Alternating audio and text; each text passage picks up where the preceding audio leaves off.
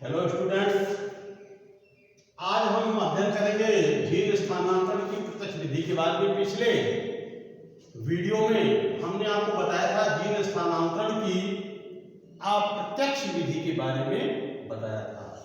Gene स्थानांतरण का मतलब किसी जीवांशित जीन को किसी कोशिका में स्थानांतरित करने की जो विधियां हैं उनके बारे में बताया था। तो हमने आपको बताया था कि जीन स्थानांतरण की दो प्रमुख विधियां हैं।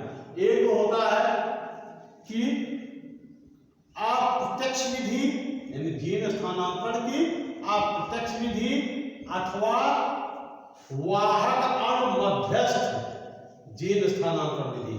और दूसरा हमने आपको बताया था जीन स्थानांतरण की प्रत्यक्ष विधि अथवा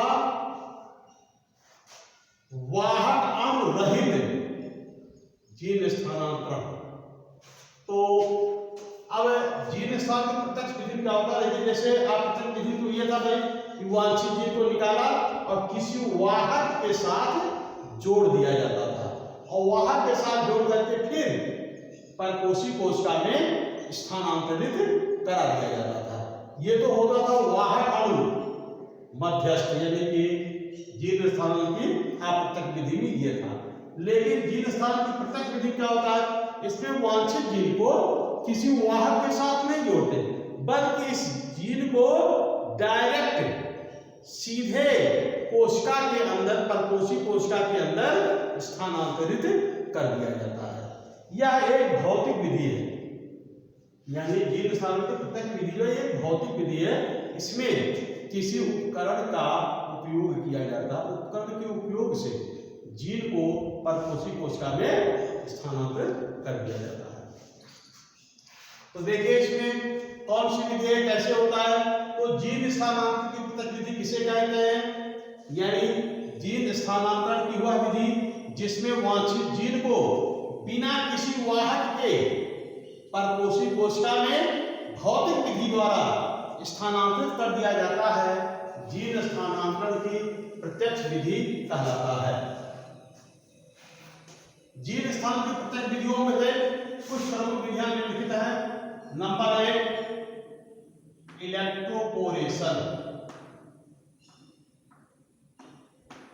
इलेक्ट्रोपोरेशन पहला विधि है। देखिए इलेक्ट्रो का मतलब होगा इलेक्ट्रिक, पोर, पोर माने होता है छिद्र, और यानी अगर इलेक्ट्रोपोरेशन को हम विच्छेदित करें तो यहां पर तीन शब्द बनते हैं, इलेक्ट्रो प्लस पोर प्लस एशन।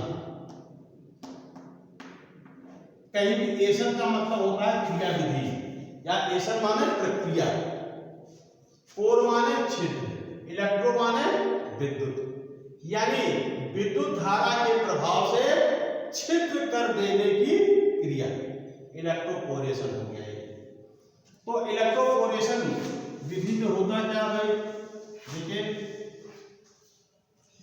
सबसे पहले एक संवर्धन माध्यम बनाया जाता है। संवर्धन माध्यम क्या होता है? ऐसा माध्यम जिसमें किसी कोशिका को विभाजित होने के लिए आवश्यक सभी पदार्थ उचित मात्रा में या निश्चित अनुपात में उपस्थित हो, तो ऐसे माध्यम को संवर्धन माध्यम कहते हैं।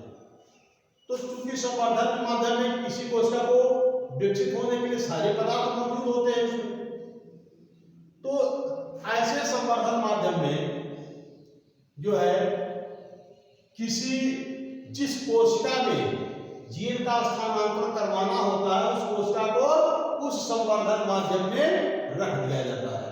ठीक है, जैसे आप सपोज करो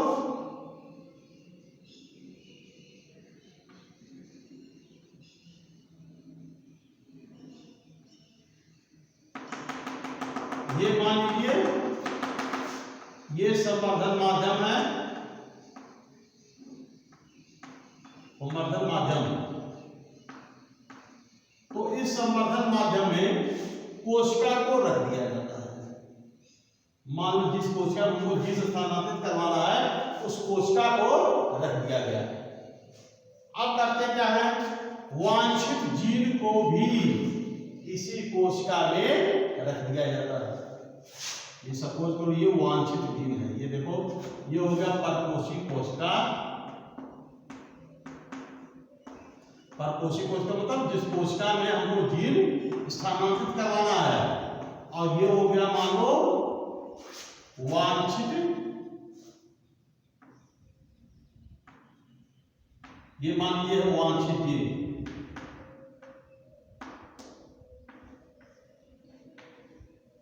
ये है क्या वांछित जीन, ये हो गया परपोषी कोशिका। अब देखिए अब किया क्या जाता है कि संवर्धन माध्यम को विद्युत क्षेत्र में रखा जाता है। विद्युत क्षेत्र में रखने पर यानी धन आयन कैथोड की तरफ तथा ऋण आयन एनोड की तरफ गति करने लगते हैं। कैथोड, कैथोड क्या होता है, कैथोड जो है ये ऋणावेशित, एनोड धनावेशित। तो जब इसको किसी विद्युत क्षेत्र में रखेंगे तो हमेशा विपरीत ध्रुवों के मध्य आकर्षण और समान ध्रुवों के मध्य प्रतिकर्षण होता है। समान ध्रुवों के मध्य प्रतिकर्षण और असमान ध्रुवों के मध्य आकर्षण होता है। तो जब किसी संवर्धन माध्यम को विद्युत क्षेत्र में रखा जाता है तो धन ध्रुव जो है वो कैथोड की तरफ और ऋण ध्रुव एनोड की तरफ गति करने लगते हैं, जिससे ध्रुवित कोशिका भित्ति अध्रुवित हो जाती है। जिससे ध्रुवित कोशिका, ध्रुवित माने पोलराइज्ड, यानी कोशिका भित्ति पहले जो है वो ध्रुवित रहती है। ध्रुवित कोशिका भित्ति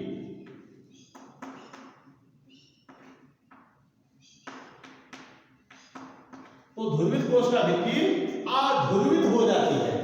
तो अध्रुवित कोशिका भित्ति जो है वह पुनः यौगिक डीएनए को अपने अंदर लेने के लिए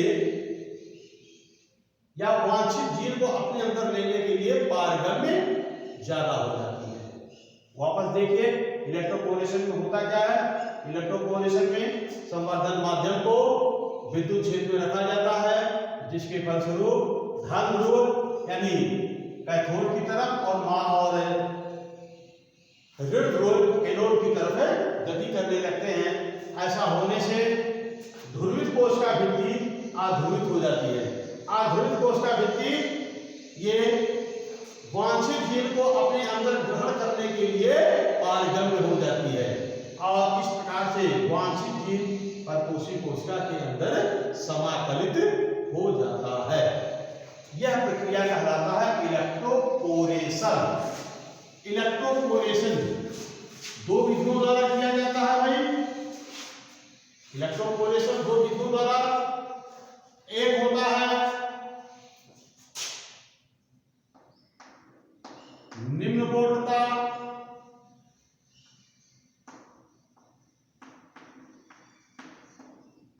निम्न बोल्टता उच्च स्पंदन, और दूसरा होता है उच्च बोल्टता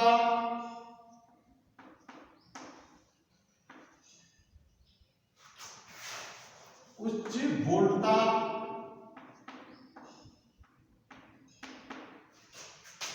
निम्न स्पंदन,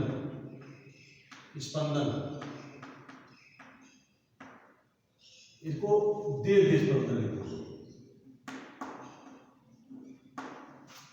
इलेक्ट्रोपोरेशन दो विधियों द्वारा किया जाता है, एक होता है निम्न बोल्टता दीर्घ स्पंदन और दूसरा है उच्च बोल्टता निम्न स्पंदन विधि। तो निम्न बोल्टता दीर्घ स्पंदन विधि में जो है आरूपांतरण की दर अधिक होती है, जबकि उच्च बोल्टता निम्न स्पंदन विधि में रूपांतरण की दर अधिक होती है। तो ये पहला हो गया इलेक्ट्रोपोरेशन, जीन स्थानांतरण की जो है प्रत्यक्ष विधि में पहला हो गया इलेक्ट्रोपोरेशन। दूसरा हो गया जीनगन, जीनगन या बायोलिस्टिक।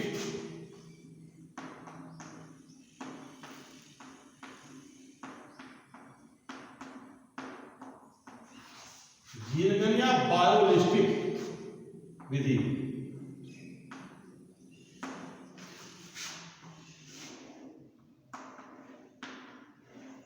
तो देखिए जीनगन या बायोलिस्टिक विधि क्या है। जीनगन जो है यह जैसे गन शब्द से भी स्पष्ट होता है कि बंदूक, जीन बंदूक। तो बंदूक में क्या होता है भाई, बंदूक में गोली भर दिया जाता है और फायर कर दिया जाता है। तो गोली में क्या होता है, जो बंदूक की गोली होती है, एक कवर होता है, कवर के अंदर बारूद होता है, बीच में एक या एक से अधिक छर्रे भरे होते हैं, बॉल, लोहे के बॉल भरे होते हैं। जो बंदूक की गोली होती है उसमें एक कवर होता है, खोल, उसका खोल के अंदर बारूद भरा होता है और बारूद के बीच में एक या एक से अधिक छर्रे भरे होते हैं। छर्रा का मतलब छोटे छोटे बॉल लोहे के, जैसे हमारी साइकिल में लगती है, बेयरिंग में लगती है, तो उस प्रकार से छर्रे भरे होते हैं। तो जब उसको बंदूक में रख करके पीछे से ट्रिगर किया जाता है उस पर, तो उसमें विस्फोट होता है और विस्फोट होने से उसमें जो छर्रा होता है, भरा हुआ बॉल, वो तीव्र गति से आगे की तरफ बढ़ता है। उसमें जो बारूद भरा होगा, बारूद उस छर्रे को गति प्रदान करता है, जिससे वो छर्रा आगे की तरफ तेजी से निकलता है और लक्ष्य से टकरा करके लक्ष्य के शरीर के अंदर प्रवेश कर जाता है। तो सेम इसी प्रकार से जैसे यह जीनगन है, तो जीनगन में क्या होता है कि टंगस्टन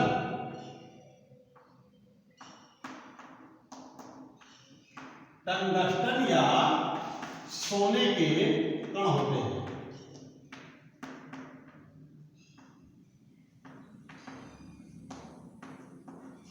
टंगस्टन या सोने के कण पर वांछित जीन को लपेट दिया जाता है। विशेष विधियों द्वारा वांछित जीन को लपेट दिया जाता है। वहां पर देखें, सोने या टंगस्टन के कण पर वांछित जीन को लपेट दिया जाता है और लपेटने के बाद इसको जीन गन में भर दिया जाता, रख दिया जाता है और फिर उसको फायर कर दिया जाता है। तो जब फायर किया जाता है तो ये जो लोहे या टंगस्टन का जो कण है उसके ऊपर जीन, हमारा वांछित जीन चिपका हुआ है, तो ये आगे की तरफ बढ़ता है और आगे की तरफ जो कोशिका होती है, आगे कोशिका रखी रहती है, तो ये आगे की तरफ फोर्स करके आगे बढ़ती है, कोशिका के अंदर प्रवेश कर जाती है। यह विधि कहलाता है जीनगन या बायोलिस्टिक विधि। जीनगन बायोलिस्टिक विधि क्या है? यह जीन स्थानांतरण की भौतिक विधि है। इस विधि में टंगस्टन या सोने के कण के ऊपर वांछित जीन को लपेट, विशेष प्रक्रम द्वारा लपेट दिया जाता है। फिर इस कण को, वांछित जीन युक्त कण को जीन गन के अंदर रख करके फायर कर दिया जाता है, यानी वांछित कोशिका को सामने रख करके फायर कर दिया जाता है, जिससे यह टंगस्टन या सोने का कण जो है वो तीव्र गति से निकल करके और कोशिका के अंदर प्रवेश कर जाता है। तो ये हो गया जीनगन या बायोलिस्टिक विधि। तीसरा है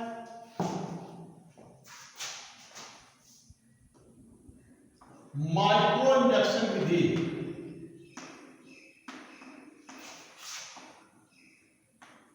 माइक्रो इंजेक्शन विधि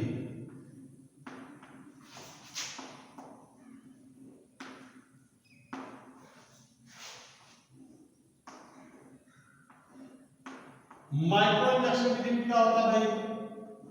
तो इंजेक्शन से पता है आपको, इंजेक्शन आपने देखा होगा, एक सिरिंज में दवा भर करके और डॉक्टर जो है किसी आदमी को पंच कर देता, लगा देता, वो दवा जो है शरीर के अंदर प्रवेश कर जाता है। सेम ऐसे ही एक बहुत ही सूक्ष्म इंजेक्शन होता है, सिरिंज जैसा होता है, उसमें वांछित जीन को रख करके और सीधे कोशिका के अंदर इसे पंच कर दिया जाता है, जिससे वह जीन कोशिका के अंदर चला जाता है।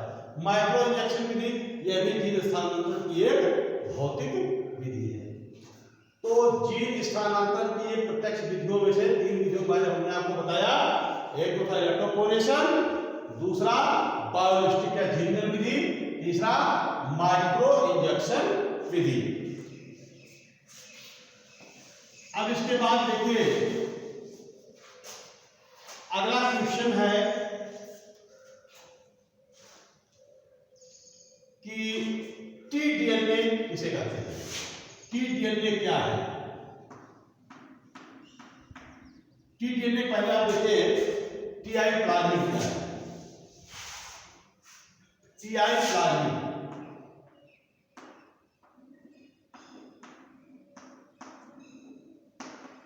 टीआई प्लाज्मिड क्या है? तो देखिए भाई, हम एक जीवाणु है जिसका नाम है एग्रोबैक्टीरियम ट्यूमीफेसियंस। Agrobacterium tumefaciens.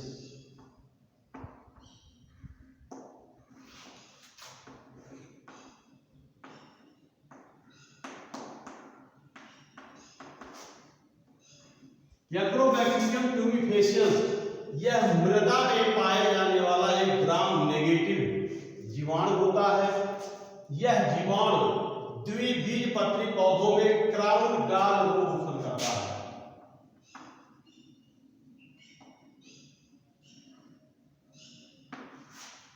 द्विबीजपत्री पौधों में क्राउन गॉल रोग उत्पन्न करता है। तो इस एग्रोबैक्टीरियम ट्यूमीफेसियंस जीवाणु में पाए जाने वाले प्लाज्मिड को टीआई प्लाज्मिड कहते हैं।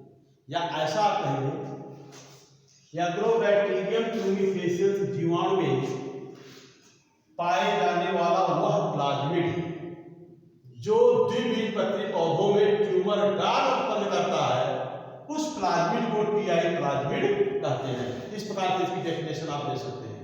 क्या बताया हमने आपको? एग्रोबैक्टीरियम ट्यूमीफेसियंस जीवाणु में पाए जाने वाला वह प्लाज्मिड जो द्विबीजपत्री पौधों में क्राउन गॉल रोग उत्पन्न करता है, उस प्लाज्मिड को टीआई प्लाज्मिड कहते हैं।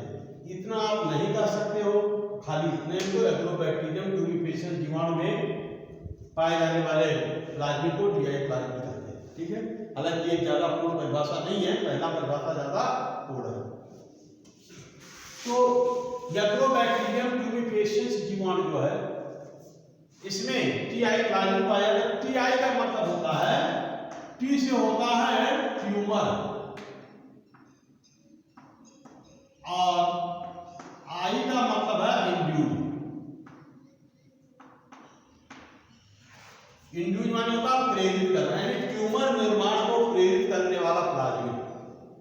टीआई का मतलब होगा ट्यूमर इंड्यूसिंग प्लाज्मिड, यानी कि ट्यूमर निर्माण को प्रेरित करने वाला प्लाज्मिड। शाब्दिक अर्थ इसका यह हो गया। तो टीआई प्लाज्मिड को है एग्रोबैक्टीरियम ट्यूमीफेसियंस जीवाणु में पाए जाने वाला प्लाज्मिड है, जो कि द्विबीजपत्री पौधों में ट्यूमर गॉल उत्पन्न करता है। इस प्लाज्मिड में 150 से लेकर के 250 बेस पेयर डीपी लंबे वांछित डीएनए खंड को निवेशित किया जा सकता है।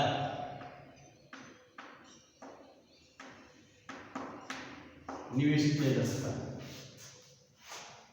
मतलब जैसे प्लाज्मिड बारे हमने आपको पहले की वीडियो में आपको बताया था कि प्लाज्मिड में जीवाणु में पाए जाने वाला द्विसूत्री वृत्ताकार अतिरिक्त गुणसूत्री डीएनए होता है।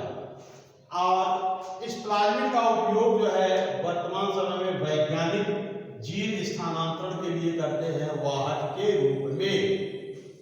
तो हर अलग अलग जीवाणुओं से पाए जाने वाले प्लाज्मिड में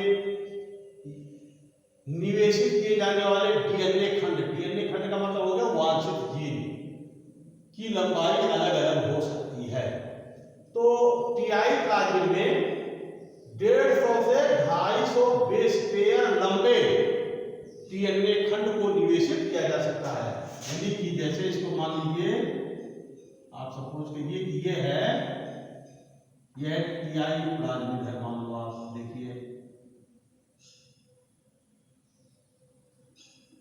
तो वैज्ञानिक करते क्या है, कोई भी प्लाज्मिड है तो वैज्ञानिक क्या करते हैं कि प्लाज्मिड को कहीं से, जैसे यहाँ से प्लाज्मिड को काट दिया, ठीक है। अब काटने के बाद यहाँ पर जो है वांछित जीन को ला करके यहाँ पर जोड़ दिया जाता है। यहाँ पर ये वांछित जीन प्लाज्मिड काटा और यहाँ पर ला करके वांछित जीन को जोड़ दिया जाता है।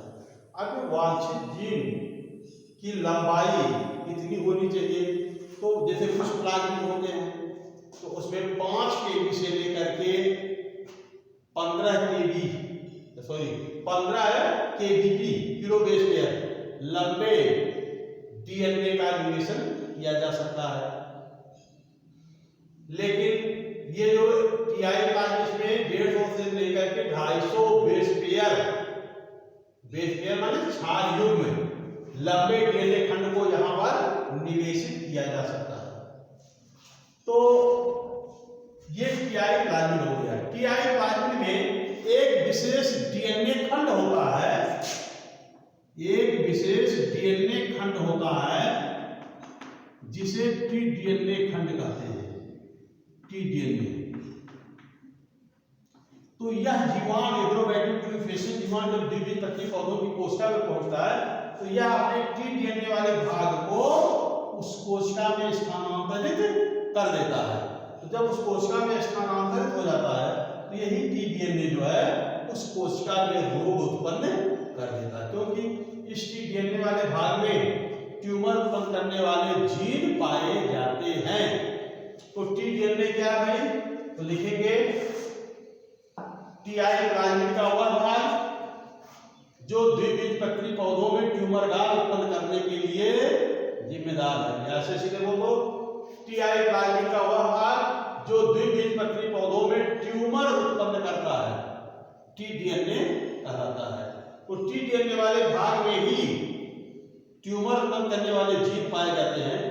तो वैज्ञानिक क्या करते हैं, ट्यूमर उत्पन्न करने वाले जीन को वहां से हटा करके उसकी जगह पर वांछित जीन को जोड़ दिया जाता है और फिर इसको परपोषी कोशिका में स्थानांतरित करवाया जाता है। तो टीडीएनए जो है, टीडीएनए किसे कहेंगे, टीआई प्लाज्मिड का हुआ है जो द्विबीजपत्री पौधों में ट्यूमर उत्पन्न करता है, टीडीएनए कहलाता है। टीडीएनए की लंबाई पर 23 बीपी होता है। बीपी मतलब बेस पेयर, 23 बेस पेयर होता है टीडीएनए की लंबाई। तो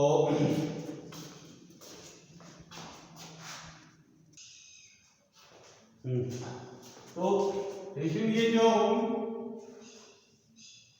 टीआई प्लाज्मिड में ये बीपी नहीं है, ये बल्कि केबीपी है, केबीपी इसको हम ये लिखेंगे केबीपी। यानी टीआई प्लाज्मिड में 150 से 250 केबीपी लंबे वांछित डीएनए खंड को निवेशित किया जाता है। और जो टीडीएनए है, टीडीएनए की लंबाई जो है 23 केबीपी यानी किलो बेस पेयर। केबीपी माने किलो बेस पेयर, इसको केबी भी लिख दिया जाता है, इसको केबी भी लिख दिया जाता है किलो बेस, लेकिन केबीपी भी लिखा जा सकता है। तो टीडीएनए की लंबाई कितनी होती है, 23 किलो बेस पेयर होती है। तो इस प्रकार से टीडीएनए जो है ये टीआई प्लाज्मिड, इसका उपयोग वाहक के रूप में किया जा रहा है। तो यहाँ पर 2 क्वेश्चन हो गया, एक तो ये हो गया कि टीआई क्या है और टीडीएनए क्या है, महत्वपूर्ण प्रश्न है। अब इसके बाद हम आगे की विधियों के बारे में, यानी कि एग्रोबैक्टीरियम द्वारा जीन स्थानांतरण किस प्रकार किया जाता है उसके बारे में अगले वीडियो